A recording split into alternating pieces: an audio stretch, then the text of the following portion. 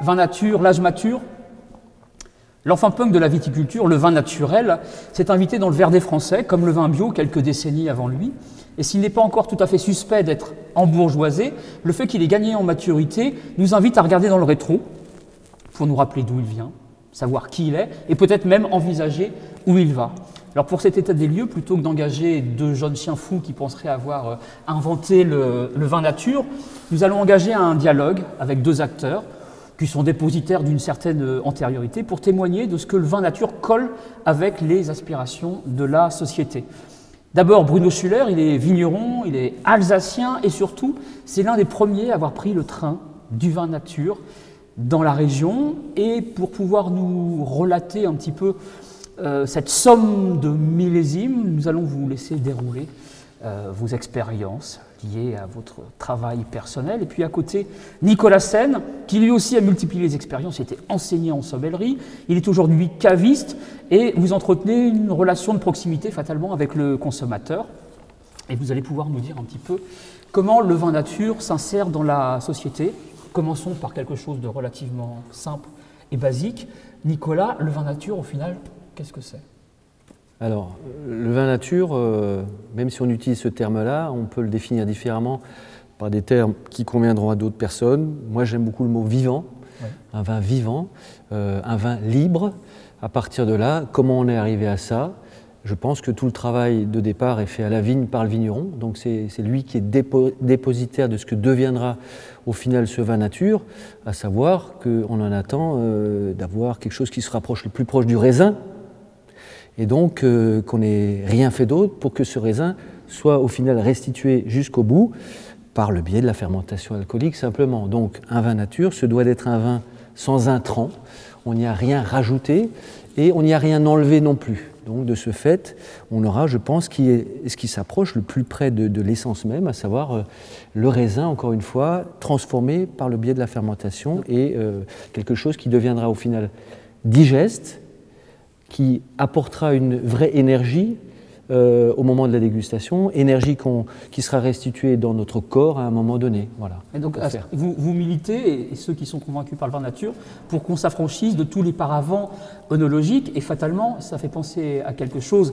Et Bruno, vous qui avez connu d'autres expériences, est-ce qu'on ne peut pas établir une filiation avec ce qu'a été le bio? Je parle du bio des pionniers des années 60, des années 70. Bah, si, je pense que au départ, ça commence comme ça. On se pose des questions parce qu'on n'est pas content avec ce qu'on boit, on n'est pas content avec ce qu'on fait boire. Et donc, à un moment donné, on commence à réfléchir à comment on va pouvoir améliorer. Je pense que c'est souvent, on va vouloir se sentir mieux. Dans sa manière de faire, dans sa manière de raconter. Le vigneron, depuis le départ, il faut qu'il se sente bien dans ce qu'il fait. Et quand il ne se sent pas bien dans ce qu'il fait, quand on a encore des expressions de vignerons qui disent « le vin, je ne le fais pas pour le boire, je le fais pour le vendre », souvent, on ne comprend pas les vins du vigneron. Le vigneron qui fait du vin pour le boire, il va bien.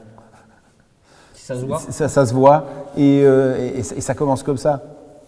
On commence à réfléchir sur le bien-être. Ça ressemble beaucoup aux pionniers que j'évoquais juste avant. Alors, est-ce que le vigneron bio qui a engagé une réflexion sur son travail, sur ce qu'il est, la manière dont il produit, la manière dont il se raconte, etc., est-ce qu'il a vocation à devenir vigneron naturel? Ça ne fonctionne pas toujours. D'accord. Souvent, on finit par avoir certaines peurs, et on peut aussi rentrer dans une routine où, à partir du moment où ça fonctionne, où on a des clients, on ne va pas réfléchir. C'est la prise de risque quand on parle de peur, etc. C'est une prise de risque. Moi, j'ai toujours dit que le vigneron qui commence à faire du vin nature, il y a une chose qui est difficile pour lui, c'est apprendre à dormir. C'est arriver à dormir tranquillement, sereinement, en ayant des choses qui se passent dans la cave où il n'a absolument aucune maîtrise. Parce que là, derrière tout ça, ce qu'on voit se profiler, c'est quand même le non-interventionnisme. Voilà. Dormir tranquille sans toucher à rien. C'est ça, la question centrale au final. Le produit doit être le meilleur possible, c'est-à-dire on essaye d'élaborer les meilleurs raisins possibles et ça devrait suffire à tout. D'accord. Mais alors justement, produire, je vais le dire autrement, sans béquille œnologique, au final? Est-ce que au XXIe siècle, en 2018, est-ce que c'est une idée neuve ou est-ce que ça fait appel à quelque chose qui serait l'ordre de la résurrection par rapport à des pratiques anciennes? C'est de la résurrection.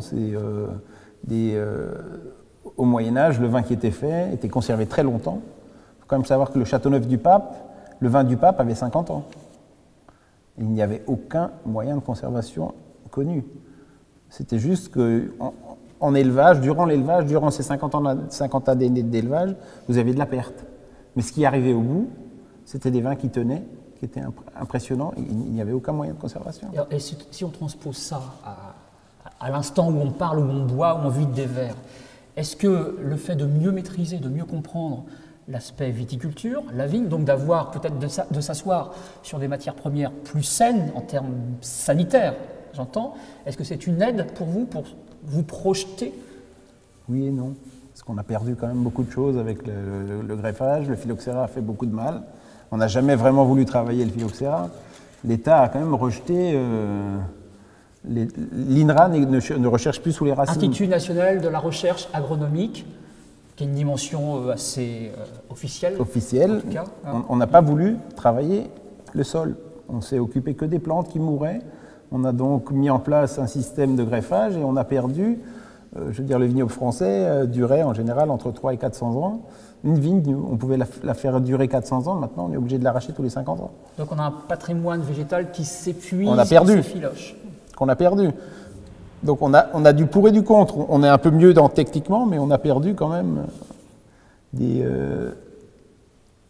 variétés qu'on a perdues. Un appauvrissement. Et on a un appauvrissement de la qualité des jus. Justement, si on parle de patrimoine végétal, forcément, Nicolas, ça habite à se projeter dans le vignoble, à la campagne.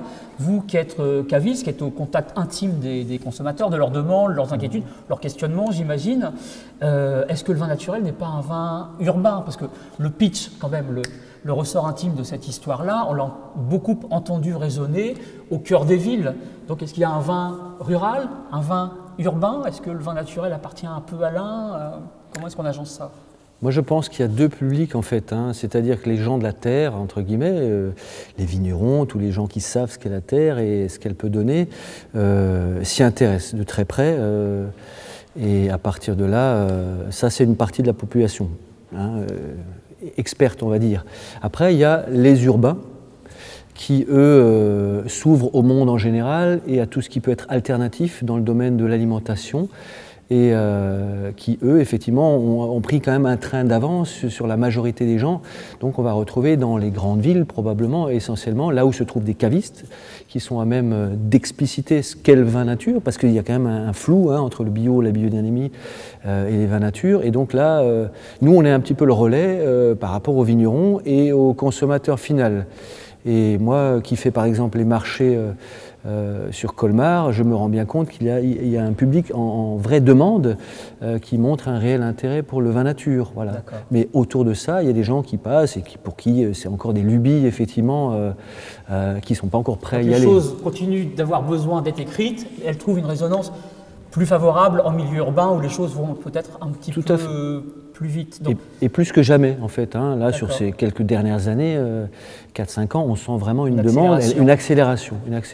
Voilà pour là où ça se boit, mais si on revient à l'idée de là où ça se fait, on sait que les régions les plus patrimoniales, je vais dire Bordeaux, je vais dire Bourgogne, évidemment, capitalisent et subissent aussi le poids de l'histoire, donc peut-être moins sensibles à la question du vin naturel. Est-ce que, si on est en Jura, en Loire et en Alsace, est-ce qu'on a un terreau plus favorable à développer ce genre de démarche? Oui, je pense que c'est beaucoup plus facile, parce qu'on n'a pas...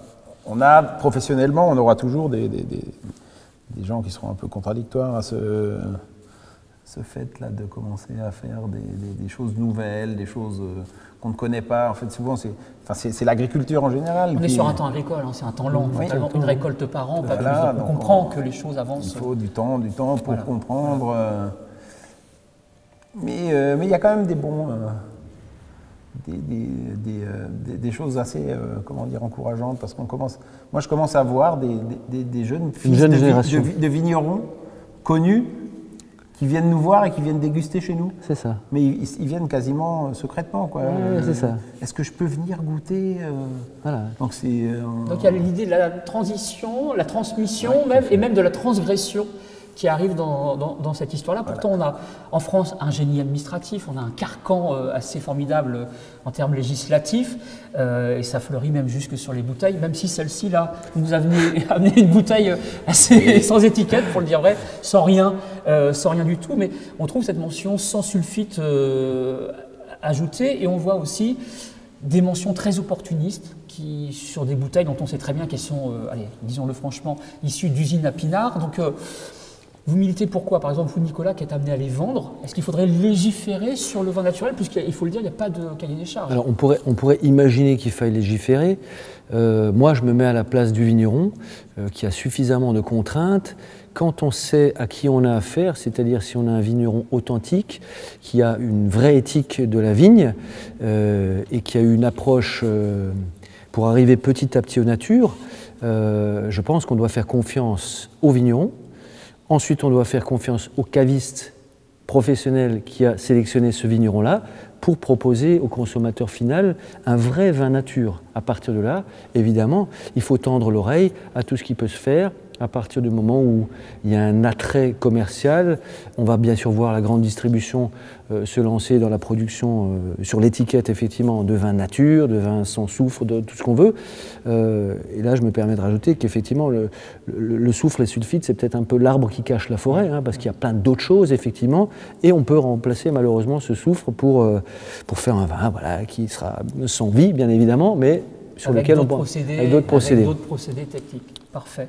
Alors, on s'est autorisé un petit état des lieux du vin naturel. J'aimerais quand même rappeler que nombre de ces vins sont aspirés à l'export, à Tokyo, à New York, où il faut reluire la marque France, les vins naturels.